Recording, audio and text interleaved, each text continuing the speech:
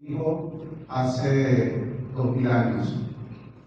Entonces, un estudio de Harvard sobre la felicidad, por ejemplo, que tardó más de 60 años y costó más de 20 millones de dólares, concluyó que la felicidad solamente se obtiene por la calidad de los vínculos y con una mirada trascendente. Lo mismo dijo Jesús hace 2000 años y salió más barato y fue más rápido. La calidad de los vínculos, el amor, con esa fuerza transformadora. Hoy en la psicología y también en las últimas terapias se aborda todo tipo de superación del trauma, todo tipo de crecimiento personal, partiendo de la base de la espiritualidad. Entonces, intentaré tocar algunos elementos científicos, psicológicos, pero especialmente en concordancia con nuestra creencia. Porque hoy se tiende a cientificar todo, a racionalizarlo todo. Hoy la gente va a terapia y antes iba a donde el sacerdote. Y cada uno tiene su rol y cada uno tiene su lugar estratégico y fundamental. Pero hoy lo más importante es hablarle a la gente desde una base segura. Hoy se habla mucho de anclaje, es un término muy psicológico. Esa base segura, esa roca sólida, firme, que no hay terremoto que destruya, la llamamos Jesucristo en los creyentes. Y también en el mundo gnóstico y en el mundo ateo, o sea que cada día está más en cuestionamiento, también se busca una base sólida, pero mediante un concepto de espiritualidad que es distinto. ¿Sí? Yo no soy un predicador, yo soy un profesor, como habrán podido escuchar. Entonces, hoy les hablaré desde una visión más de profesor que de gran predicador. En psicología, para que se produzca una alianza terapéutica o un amor, tiene que haber un conocimiento mutuo. ¿Sí? Es decir, la ciencia ya ha demostrado que lo que realmente sana en psicología no es la técnica, ni siquiera el grado de formación epistemológicamente hablando que tenga el psicólogo, es decir, que sepa mucho en teoría, sino que lo que realmente sana es el vínculo que se produce entre el terapeuta que escucha y ve y entre el paciente que escucha. Por eso, si de aquí queremos salir con un paso más, tiene que haber un conocimiento mutuo, ¿verdad? Si bien es cierto, por ahí les llevo un poquito de lo que había estudiado. Yo quiero que sepan algo muy cortito.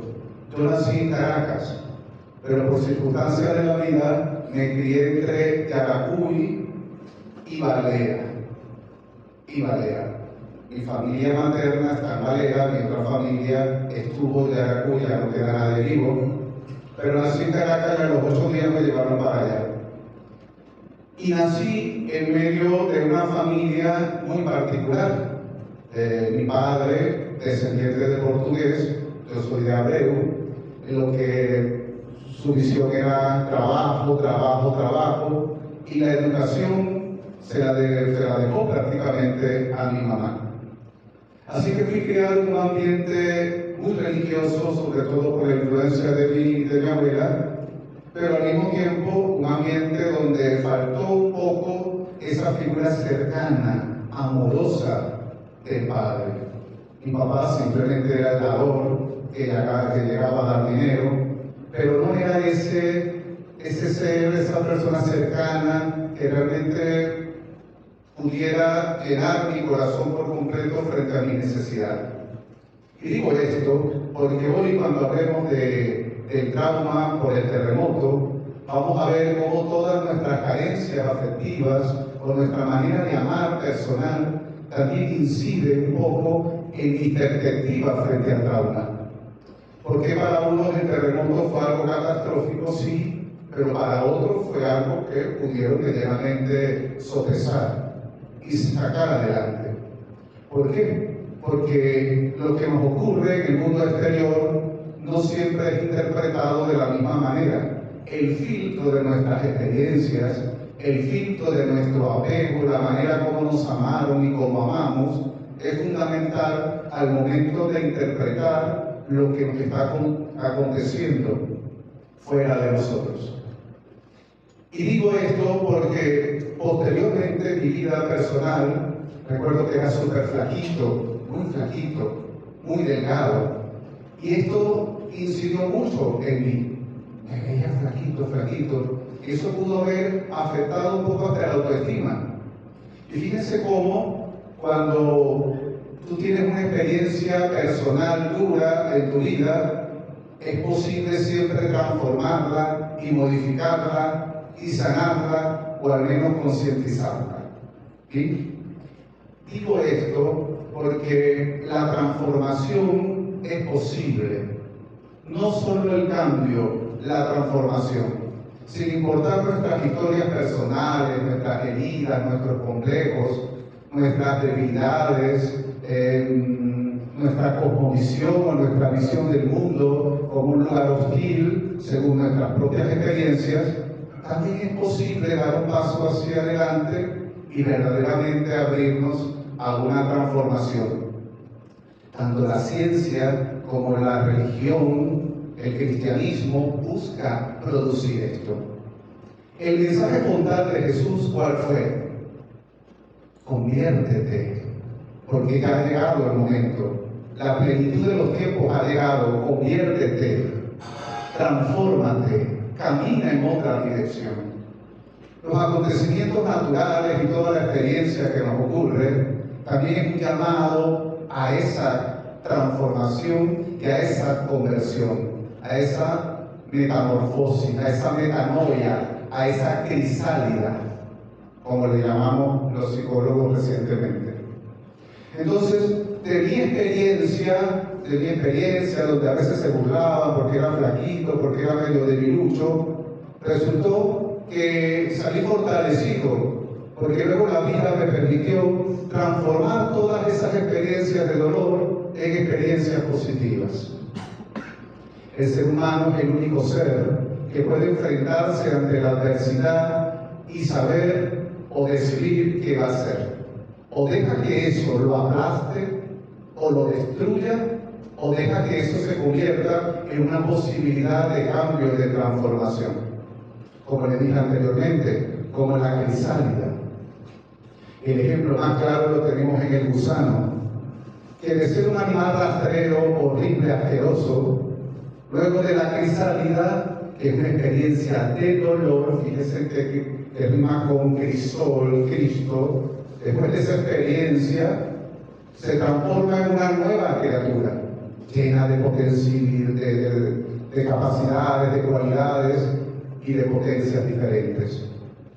Por eso, lo que yo quiero desde ahora es incitarles y provocarles a un verdadero cambio y a una verdadera transformación, que no es una decisión, es un todos los días, no es una decisión para siempre. Es un proceso que todos los días y diariamente yo debo de reflexionar y debo de sacar adelante, de concientizar. Yo recuerdo que, luego de mi experiencia en mi familia, en mis propias realidades, estudié Derecho, me gradué de abogado y fui muy buen abogado. Trabajaba en el Consejo Nacional Electoral, imagínense, en una época, hace 25 años. En la época del referéndum revocatorio era uno de los abogados consultores, que apenas era un patojo, como dicen los guatemaltecos. Y sin embargo, luego de esto, yo experimenté lo que llamamos los filósofos un vacío existencial. Es decir, todo lo que la vida me había indicado que era el centro de la felicidad, resulta que lo había obtenido muy rápido. Tenía 25 años y ya tenía un apartamento, tenía una camioneta y tenía todo lo que la vida te presenta como lo más importante. Y digo esto porque hay personas que consideran que lo material es el centro de la felicidad.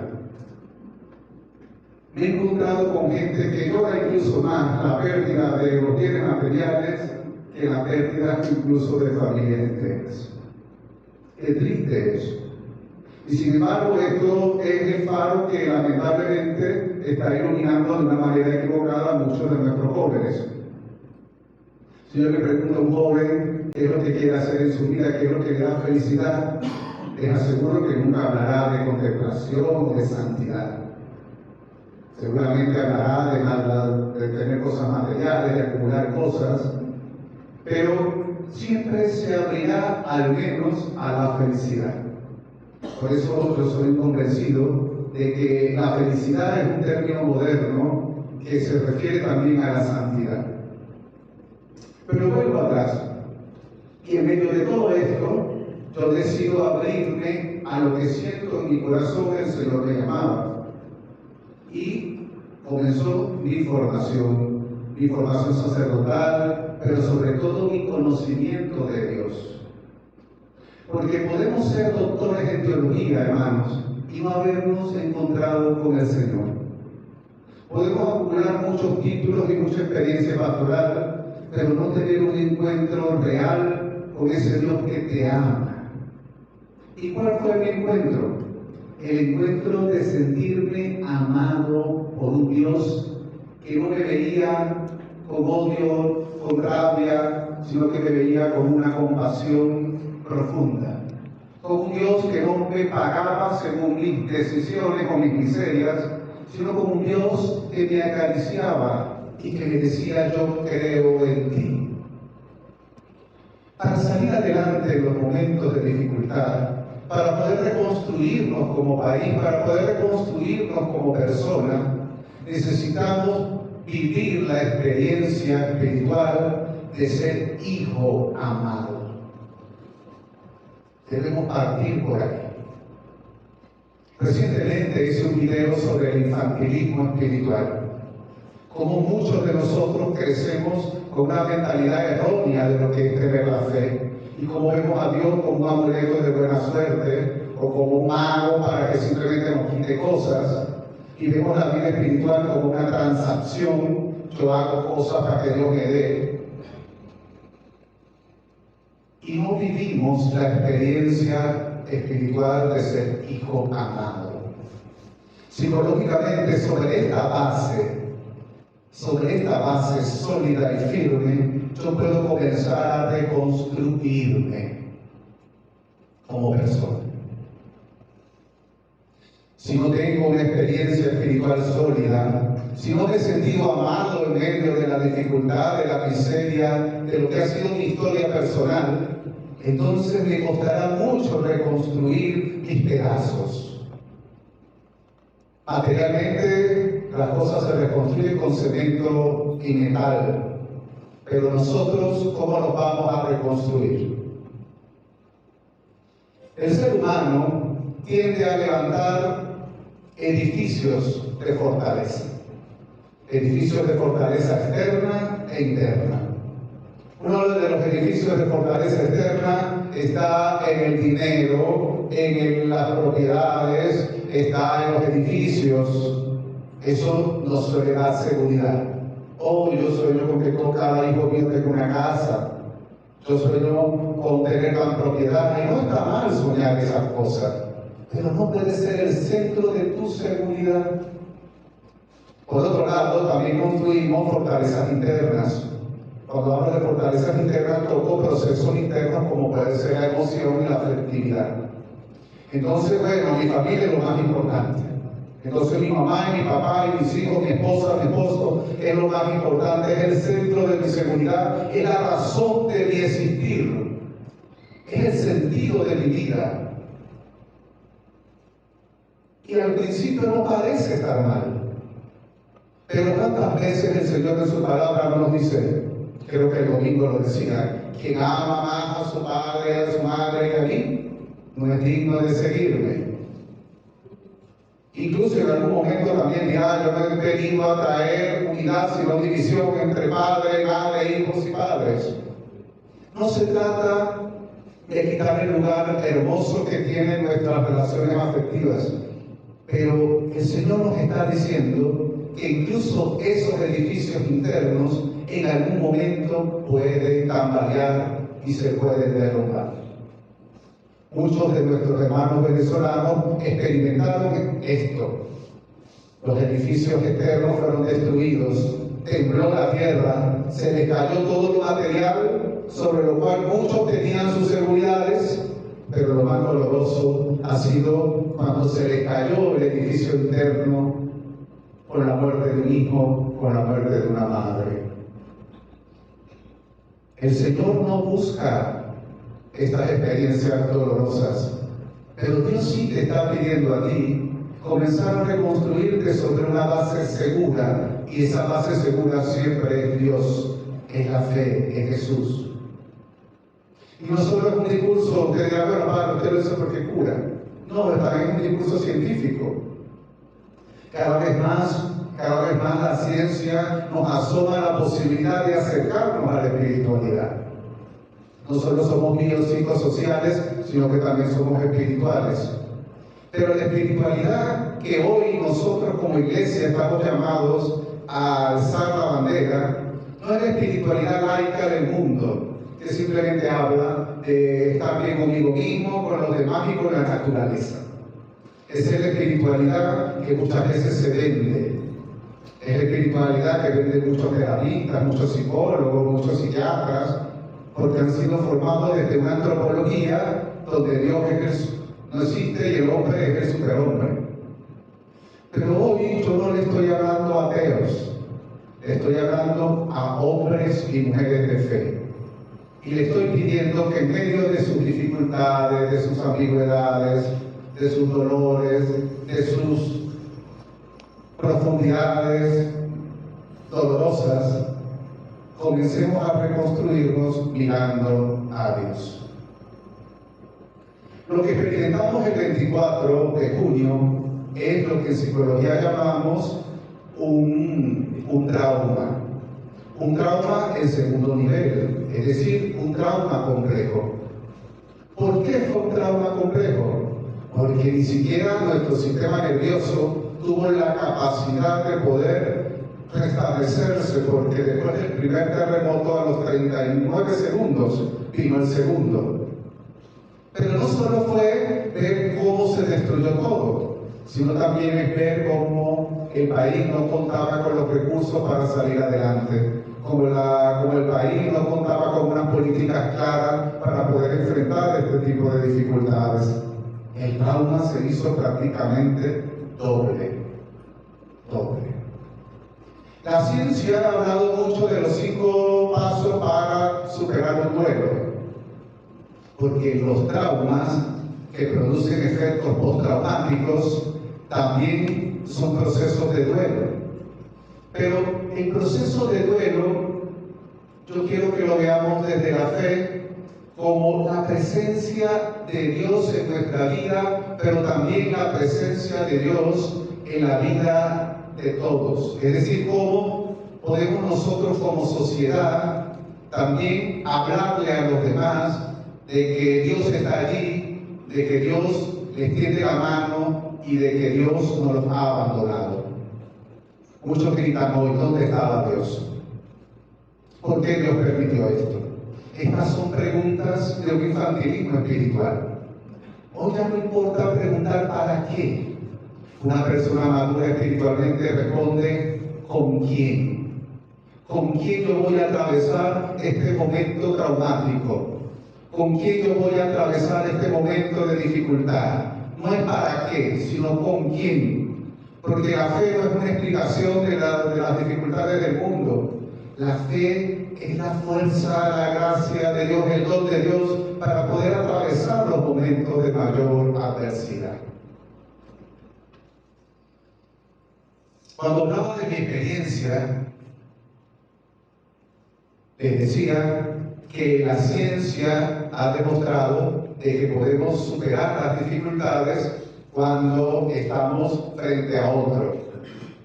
Hay algo mágico, misterioso incluso, cuando nosotros asumimos la ayuda mutua. Las grandes catástrofes naturales casi siempre se superan es cuando todos participamos en esa reconstrucción. Si bien es cierto, el trauma nos aísla, nuestra fe tiene que llevarnos a apoyarnos los unos con los otros. Porque cuando lo superficial se destruye, cuando lo material cae, emerge lo esencial. ¿Y qué es lo esencial? El amor. Padre, ¿cómo vamos a superar esto? Con amor. ¿Esperar tanto para que usted nos diga esto? Sí, así de sencillo. Una vez me tocó viajar a México, donde estábamos esperando al doctor Alfonso Bush para que nos hablara de las terapias de última generación. Y él cerró diciendo que lo más importante y lo más sanador que hay es el amor. Cuando nosotros decidimos reconstruir el país como cristianos, la presencia amorosa es fundamental. No solo es salir a ayudar de manera material, eso es hermoso y es necesario, súper necesario. Pero la presencia es poderosa. El decirle al que está sufriendo, yo estoy aquí. No te voy a dar un discurso teológico, no te voy a dar palabras, simplemente estoy aquí, soy presencia. Te acompaño en la oración, te acompaño sin juzgar, estoy ahí. Parte de la reconstrucción, repito, de la vida hoy es esta. Ustedes, como parte de un movimiento, tienen esa hermosa posibilidad de ayudarse los unos con los otros, de ser la presencia de Dios en medio de sus dificultades de sus hermanos, de decirle al que tiene pánico, decirle al que llora, decirle al que no sabe qué hacer, decirle al que no le cuenta sentido a nada, decirle al que ha perdido la fuerza. No tengo ni idea por lo que está pasando, pero yo estoy aquí. Díganme ustedes si no hay ejemplo más hermoso de la presencia de Dios. ¿Cómo no podemos decir que Dios no existe? La reconstrucción de Venezuela nunca comenzó ni comenzará con los planos de los arquitectos sobre cómo reconstruir. La reconstrucción del país comenzó cuando el niño dio su botella de agua que no la tenía. La reconstrucción del país comenzó cuando aquel hombre que no tenía nada salió a salvar la vida de un desconocido con las manos, poniendo en peligro su propia vida. Esa era la presencia de Dios. Y terapéuticamente, científicamente, eso es sanador. La presencia. Yo estoy aquí. Yo estoy aquí. Entiendo tu dolor, entiendo tu tristeza. Oro por ti, pero yo estoy aquí. No en la postura del que no hace nada. Repito, el infantilismo espiritual también conlleva a que yo me escondo en la oración para no hacer nada. Pero es que tú y yo hoy, en la Venezuela de hoy, somos la respuesta de Dios ante el mundo. La respuesta de Dios ante esa gente que lo ha perdido todo. La respuesta de Dios ante la persona que simplemente no sabe qué hacer o que apenas tiembla, se altera, o la persona que ha perdido la capacidad de encontrar paz y que vive ahora irritado, nervioso, alterado. Nosotros, como cristianos, como hermanos, como hijos de Dios, como aquellos que hemos experimentado el amor de Dios como hijos, tenemos que dar ese paso adelante. Y eso es lo que la ciencia dice hoy. ¿Cómo podemos sanar el trauma? ¿Cómo podemos sanar un trauma colectivo como un terremoto? Con presencia. Yo estoy aquí. Que esos hermanos que lo han perdido todo puedan encontrar esa mirada amorosa. Ahora bien, reclamarle a Dios también es válido. La piedad es una especie de oración. Cuando somos personas piadosas, somos personas que podemos reclamarle también a Dios. Dios te escucha escucha el amén, pero también escucha el grito. Reclamarle a Dios. Si vemos los salmos, están llenos de reclamos a Dios. Es válido reclamarle a Dios. Ay, Padre, estoy perdiendo la fe. No estás perdiendo la fe. Dios entiende tu humanidad porque Dios no nos deshumaniza. Dios entiende el reclamo y es hasta terapéutico hacerlo. Uno de los pasos fundamentales que les quiero decir y que no se les olvide es que las experiencias traumáticas hay que nombrarlas, hay que hablarlas, hay que verbalizarlas. Dos cosas hacen que una situación sea traumática. Uno, callarla, silenciarla. Y segundo, no tener contención o apoyo social. En clínica, cuando usted va a un psicólogo clínico, el psicólogo clínico te va a pedir que hables y repitas el acontecimiento traumático una y otra vez. Que no lo escondas, que no lo evites, que no lo saques de tu cerebro. Como alguien dice, pero no pienses eso, pero no recuerdes eso, eso pasará. No, los traumas hay que enfrentarlos, no evadirlos, porque se convierten en obsesiones y rumiaciones, peor. Hay que verbalizar. Si tú hoy estás sintiendo rabia, tristeza, tanta gente me dice, Padre, cada vez que escucho a los políticos yo quiero matarlos. Cada vez que escucho algo yo siento una rabia, hay mucha rabia, hay mucho enojo. Y esa rabia y ese enojo en algún momento va a explotar si no sabemos canalizarlo. Por eso verbalizar lo que sentimos es lo más sanador que hay. Si tienes rabia, si sientes cualquier tipo de emoción, tienes que decirla, tienes que hablarla, tienes que verbalizarla. Y desde la base segura que Dios, resignificar lo que estás experimentando. ¿A qué llamo resignificar? Cambiar la narrativa. Tú y yo tenemos historias personales muy duras. Todos las tenemos. ¿Quién no la ha tenido? Pero hoy, desde la fe, desde ese encuentro con Dios Padre que nos ama, desde ese encuentro del Dios del Hijo pródigo que salió al encuentro y nos amó, y nos abrazó y nos revistió, porque simplemente nos ama, desde esa experiencia, queridos hermanos, poder resignificar mi vida. Señor, este acontecimiento del terremoto fue tan catastrófico, tan doloroso, perdí a mis seres queridos, pero lo he perdido todo, pero me encontré nuevamente con tu amor. Es encontrarle el sentido a un sin sentido. Víctor Frankl, ustedes lo habrán escuchado, un psiquiatra famoso por su obra El hombre en busca de sentido, nos habló de la importancia de la significación y de encontrarle un sentido aún a las cosas más atroces como puede ser el accidente, la ruina o la muerte. Tú y yo tenemos la única libertad que no hubo sistema político que nos quitara. La libertad de decidir con qué actitud vamos a enfrentar esta situación.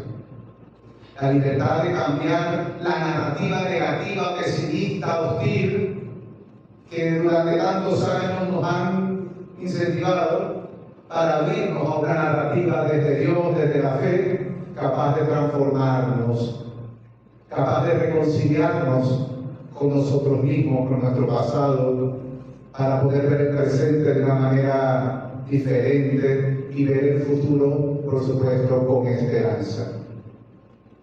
No hablo de ser positivo. ¿Qué es una persona positiva? ¿La que se está durmiendo? Voy a hacer como si los líder que tienes al lado. ¿Qué es una persona positiva?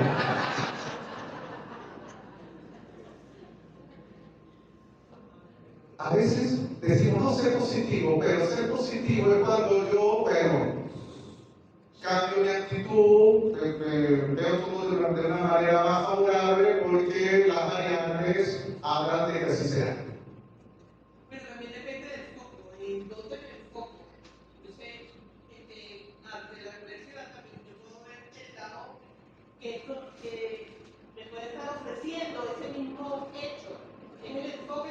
yo creo que en eso que positivo hacia lo que te está pasando.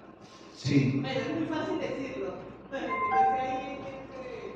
Claro, pero yo quisiera que hoy habláramos más, no tanto de positivo como más de esperanza.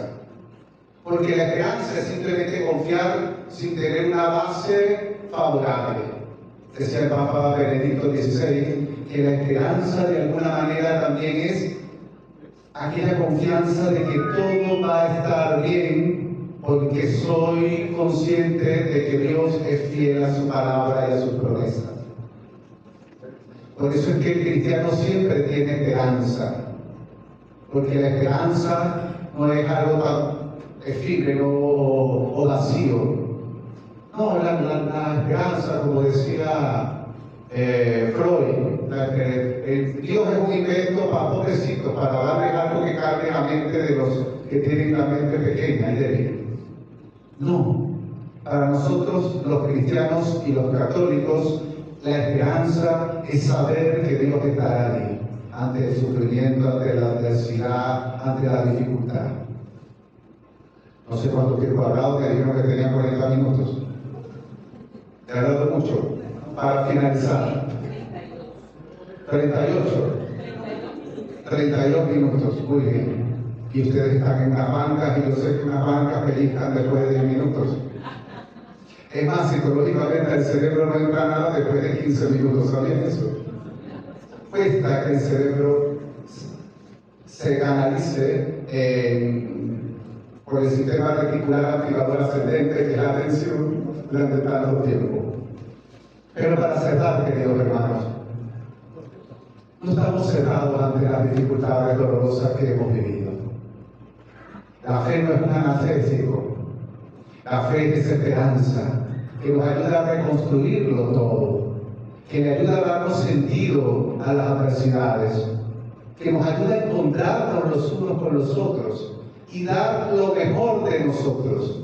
Es la que es capaz de sacar inclusive nuestra mejor versión. Yo quisiera hoy que ante las dificultades que cada uno de nosotros pueda estar viviendo, ante los momentos de incertidumbre, ante tantas lágrimas, ante tanta dificultad, nosotros podamos encontrarnos como hermanos.